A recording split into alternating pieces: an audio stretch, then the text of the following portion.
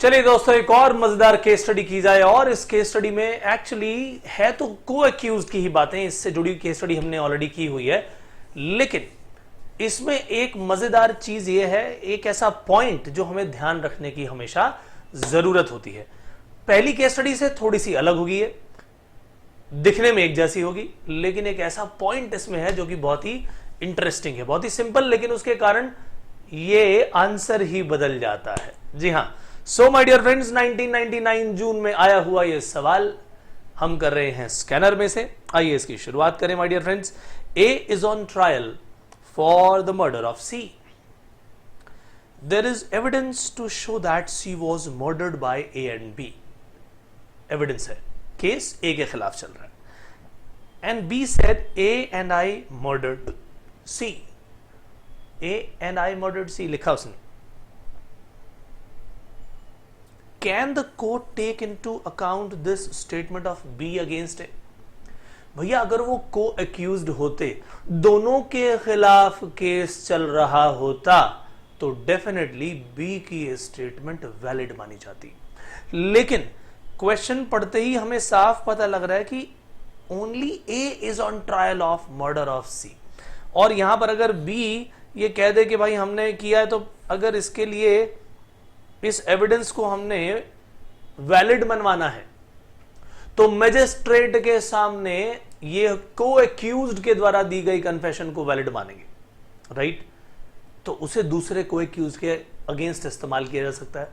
लेकिन यहां पर देखने वाली बात क्या है कि मिस्टर बी के अगेंस्ट यहां पर कोई ट्रायल नहीं चल रहा, इसीलिए बी के द्वारा दी गई स्टेटमेंट को ए के अगेंस्ट, ये नॉट स्टेटमेंट, लेट अस से, है तो statement he, but let us से इट कन्फेशन, बी के द्वारा किए गए कन्फेशन को हम यहां पर ए के अगेंस्ट इस्तेमाल नहीं कर पाएंगे। Very very important. सो कहानी वही है, लेकिन ध्यान रखने वाली बात क्या है कि दोनों के अगेंस्ट केस हो रहा होना चाहिए।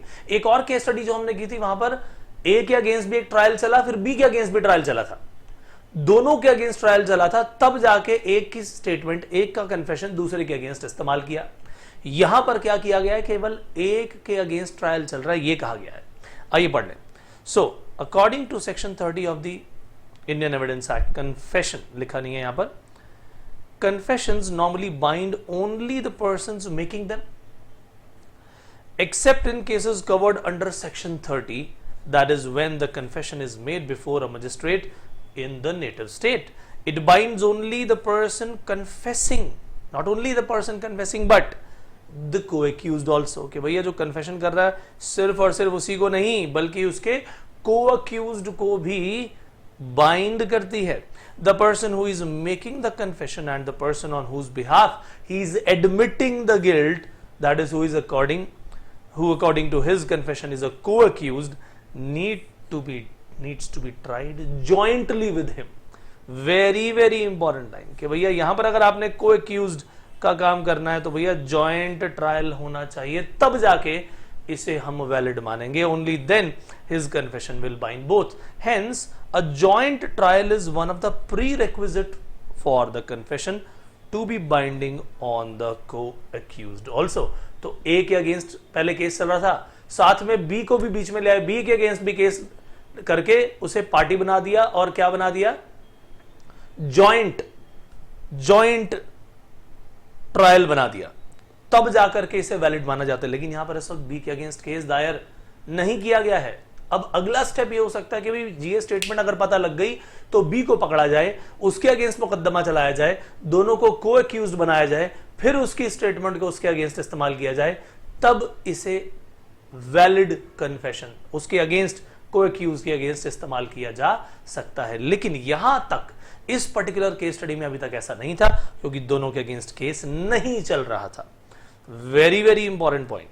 In this case, since only A is the accused in the trial and not B, hence the confession of B that he and Mr. A had murdered C, this will not bind A. उसको bind करवाने के लिए एक और step करना पड़ेगा, that is a joint trial, right? So इस question के आंसर को अगर मैं ध्यान से आपको बताऊं तो भैया इसमें तो कोई भी किसी भी तरह की ए के अगेंस्ट इस कन्फेशन को इस्तेमाल नहीं कर सकते। राइट, लेकिन इससे पिछले क्वेश्चन में हमने उसे इस्तेमाल किया था, राइट, क्योंकि वहां पर को एक्यूज्ड बना करके जॉइंट ट्रायल बना दिया गया था, दोनों के अगेंस्ट ट्रायल चल रहा था। So my dear friends, scanner की एक और केस स्टडी हमने फिनिश की। My dear friends, we will meet in the next session. Till then take care and good bye.